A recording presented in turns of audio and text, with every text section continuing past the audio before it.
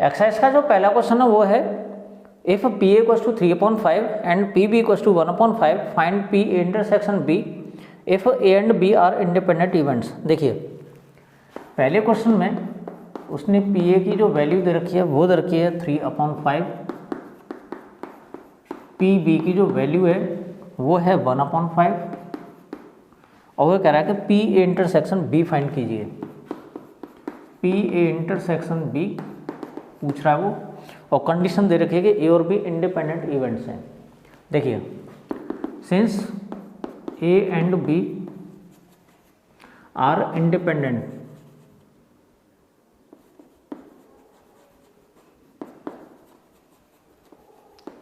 ए और बी दोनों के दोनों इंडिपेंडेंट इवेंट्स हैं, तो हमें मालूम होना चाहिए कि पी ए इंटरसेक्शन बी की जो वैल्यू होती है वो P A into P B के इक्वल होती है। तो हम दोनों का अप्लाई कर लेते हैं यहाँ पर, तो ये जाएगा 3/5 मल्टीप्लाई 1/5 और आंसर आ जाएगा 3/25। क्वेश्चन नंबर सेकंड में ये कह रहा है कि 2 cards are drawn at random and without replacement from a pack of 52 playing cards, find the probability that both the cards are black. देखिएगा हमारे पास जो टोटल कार्ड्स हैं वो हैं 52, तो यहाँ लिखेंगे हम टोटल कार्ड्स, ये 52 कार्ड्स हैं, लेकिन उसमें भी ये कंडीशन है कि 26 ब्लैक और 26 रेड, दो तरह के कार्ड्स होते हैं और इस तरह से हमें 52 कार्ड्स मिल जाते हैं। अब ये कह रहा है 2 cards are drawn at random and without replacement, यानी हमें 2 कार्ड्स निकालने हैं वो भी विदाउट रिप्लेसमेंट। हम सबसे पहले एक कार्ड निकालेंगे फिर दूसरा कार्ड निकालेंगे, यानी 1 बाई 1 हमें इस तरह से लेना है। और वे करा है find the probability that both the cards are black. देखिएगा जब हम सबसे पहला कार्ड निकालते हैं और हमें ब्लैक कार्ड निकालना है तो हमें मालूम है कि 26 ब्लैक कार्ड्स हैं और टोटल कार्ड्स हैं हमारे पास 52। तो यहाँ पर सबसे पहले P फर्स्ट कार्ड ब्लैक, यानी फर्स्ट कार्ड हमने जो ड्रॉ किया वो ब्लैक होने की जो प्रोबेबिलिटी होगी वो क्या होगी। देखिए 26 ब्लैक कार्ड्स हैं तो 26 अपॉन डिवाइडेड बाई 52, यानी इसका आंसर आ जाएगा 1/2, यानी फर्स्ट कार्ड ब्लैक होने की जो प्रोबेबिलिटी होगी वो 1/2 होगी। अब यहाँ पर कंडीशन क्या है, जो हमने फर्स्ट वाला ब्लैक कार्ड निकाला वो हमने रिप्लेस नहीं किया, यानी वापस नहीं रखा। अब जो रिमेनिंग कार्ड्स होंगे यहाँ लिखेंगे टोटल रिमेनिंग कार्ड्स। तो हमें मालूम है कि जो कार्ड निकाला वो ब्लैक है, तो इसमें 25 ब्लैक कार्ड्स होंगे और 26 रेड होंगे, तो इस तरह से टोटल कार्ड्स हमारे पास बनते हैं 51। अब हम दूसरा ब्लैक कार्ड निकालेंगे P सेकंड कार्ड ब्लैक, तो हमें मालूम है अब इसमें जो ब्लैक कार्ड्स बचे वो बचे 25 और टोटल कार्ड्स हमारे पास 51। ये कंडीशन आ रही है। अब वो कह रहा है कि both cards are black, P both cards are black, दोनों कार्ड्स ब्लैक होंगे, इसकी प्रोबेबिलिटी क्या होगी। तो देखिए इसमें हम मल्टीप्लिकेशन ऑफ थ्योरम जो प्रोबेबिलिटी की होती है उसको हम अप्लाई करेंगे। तो यहाँ पर हमें मालूम है पहला कार्ड निकाला है उसकी प्रोबेबिलिटी 1/2 है, जो दूसरा कार्ड निकाला है उसकी प्रोबेबिलिटी 25/51। तो इस तरह से हमें जो आंसर मिल जाएगा वो मिल जाएगा 25/102। क्वेश्चन नंबर 3 की बात कर लेते हैं। क्वेश्चन नंबर 3 में दे रखा है एक बॉक्स है हमारे पास ऑरेंज से भरा हुआ, उसमें टोटल ऑरेंजेस दे रखे हैं 15, जिसमें से 12 गुड कंडीशन में है और जो 3 ऑरेंजेस हैं वो हैं बैड कंडीशन में। अब उस बॉक्स को एग्जामाइन किया जाता है और एग्जामाइन करने के बाद में उसमें से 3 ऑरेंजेस को रैंडमली सेलेक्ट किया जाता है। अब होता क्या है, अगर उन 3 ऑरेंजेस में से तीनों के तीनों ऑरेंजेस जो 1 बाई 1 हमने निकाले हैं उसमें से अगर वो गुड कंडीशन वाले आते हैं तो उस बॉक्स को अप्रूव किया जाएगा सेल के लिए, वरना उसको रिजेक्ट कर दिया जाएगा। रिजेक्ट कब होगा, अगर ये जो 3 बैड ऑरेंजेस है इनमें से कोई सा भी एक ऑरेंज उसमें से निकल के आता है तो ये कह रहा है find the probability that a box containing 15 oranges out of which 12 are good and 3 are bad ones will be approved for sale। तो इसकी प्रोबेबिलिटी क्या होगी कि जो उसे सेल के लिए अप्रूव किया जाएगा। देखिए सेल के लिए अप्रूव तब किया जाएगा जो हम रैंडमली सेलेक्ट कर रहे हैं उसमें से ऑरेंजेस वो गुड कंडीशन वाले होने चाहिए। देखिए सबसे पहले हम क्या करते हैं, एक ऑरेंज निकालते हैं, वो भी पहला वाला जो ऑरेंज होगा वो गुड कंडीशन वाला होगा। तो सबसे पहले हम क्या करते हैं, P first orange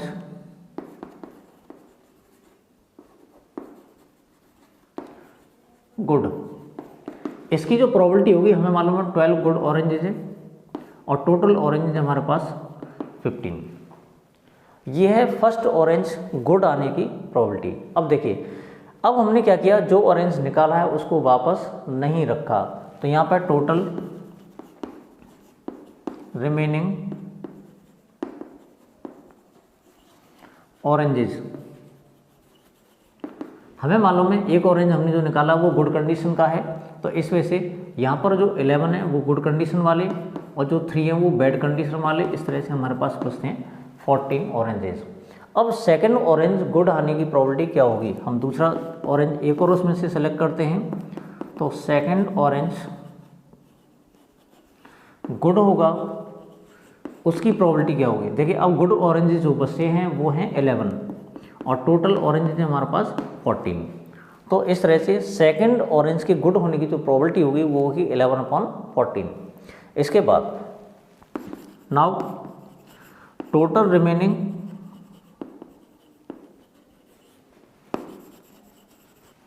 oranges,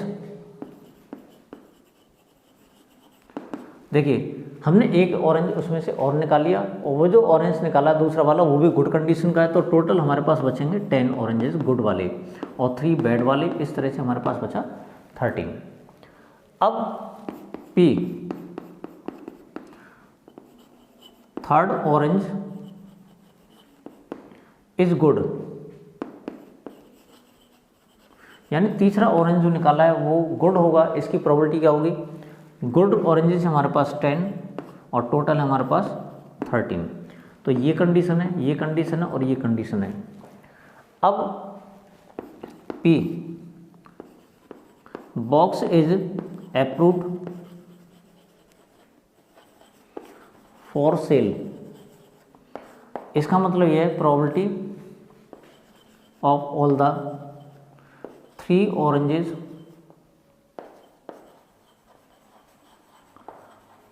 are good, यानी तीनों ऑरेंज गुड होंगे, उसकी प्रोबेबिलिटी या फिर बॉक्स के अप्रूव होने के लिए यानी सेल के लिए अप्रूव होने के लिए जो प्रोबेबिलिटी वो सेम होगी। तो ये हो जाएगा हमारे पास 12/15 मल्टीप्लाई 11/14 मल्टीप्लाई 10/13, इसका हम मल्टीप्लाई करेंगे और आंसर आ जाएगा।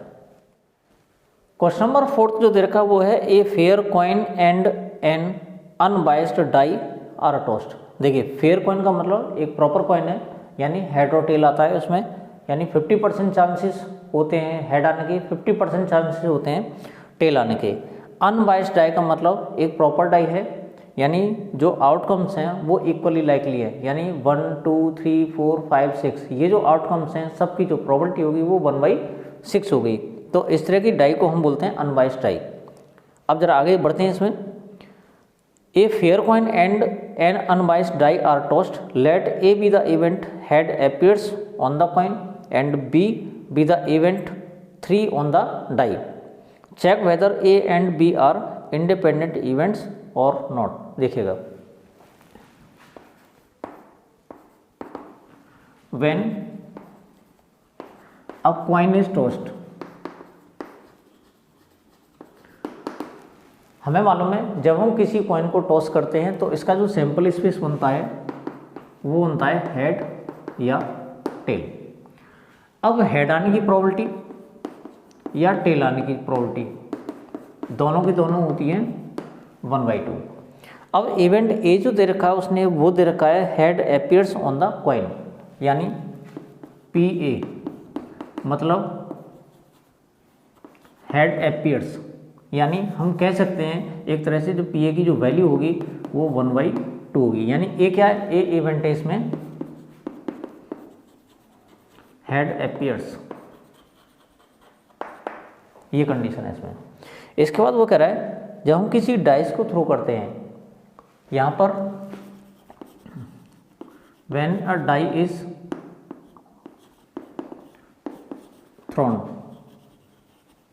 इसका जो सैंपल स्पेस बनता है डाई को थ्रो करने का वो बनता है 1 2 3 4 5 और 6, ये आउटकम्स है हमारे पास टोटल। अब बी इवेंट क्या है इसमें दे रखी है, बी इवेंट दे रखी है 3 on the die, 3 on the die, तो डाई पर 3 आता है, इसकी प्रोबेबिलिटी क्या होगी, तो यहाँ पर पी भी फाइंड कर लेते हैं। तो 3 हमें मालूम है एक ही बार आ रहा है इसमें, तो 3 आने की जो प्रोबेबिलिटी होगी वो 1/6 हो जाएगी। ये पी ए की वैल्यू होगी, पी बी की वैल्यू होगी। अब आगे कंडीशन क्या है, ये कह रहा है a fair coin and unbiased die are tossed, यहाँ पर लिखेंगे when coin and die are thrown. देखिए ध्यान से, इसका जो आउटकम है इसे जरूर ध्यान से देखिए, सैंपल स्पेस बनेगा इसका। जब हम कॉइन को और डाइस को दोनों को एक साथ थ्रो करते हैं, है ना, तो इसका जो सैंपल स्पेस बनता है H1 H2 H3 H4 H5 H6, इसी तरह से T1 T2 T3 T4 T5 और T6, यानी हमारे पास ये टोटल आउटकम्स हो गए 12, यानी यहाँ पर NS की जो वैल्यू है वो हो जाएगी 12। अब कंडीशन क्या है, देखिए A इंटरसेक्शन B, ध्यान से समझना है, A इंटरसेक्शन B, इसका मतलब ये हुआ, A का मतलब होता है यहाँ पर हेड अपीयर्स, यानी हेड आना चाहिए, और B का मतलब होता है यहाँ पर 3 ऑन द डाई, यानी डाई पर 3 आना चाहिए। तो कहने का मतलब ये हुआ कंडीशन है हमारे पास H3 वाली, यानी कॉइन पर हेड और डाई पर 3, ठीक है। तो यहाँ पर सिर्फ एक ही कंडीशन आ रही है, तो ये हो जाएगा H3। अगर हम P A इंटरसेक्शन B निकालते हैं, एक एलिमेंट दे रखा है, टोटल एलिमेंट्स हमारे पास 12, तो इसकी प्रोबेबिलिटी हो जाएगी 1/12। हमारे पास P A इंटरसेक्शन B आ चुका है। अब इसके बाद हमें कंफर्म करना है कि जो A और B इवेंट्स हैं क्या वो इंडिपेंडेंट हैं या नहीं है। तो उसके लिए हम क्या करेंगे, P A into P B find करेंगे।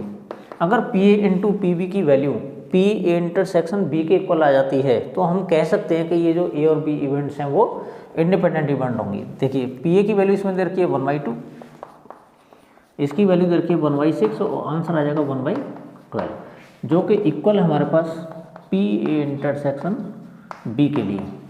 तो it implies A and B are independent events, यानी ए और बी जो होंगी वो इंडिपेंडेंट इवेंट्स होंगी। बात कर लेते हैं हम क्वेश्चन नंबर 5 की। क्वेश्चन नंबर 5 में ये कह रहा है a die marked 1 2 3 in red and 4 5 6 in green is tossed, let A be the event the number is even and B be the event the number is red, are A and B independent. देखिएगा एक die है हमारे पास, उस die को throw करते हैं तो हमें मालूम है इसके जो आउटकम्स होंगे वो 1 2 3 4 5 6 इस तरह से होंगे।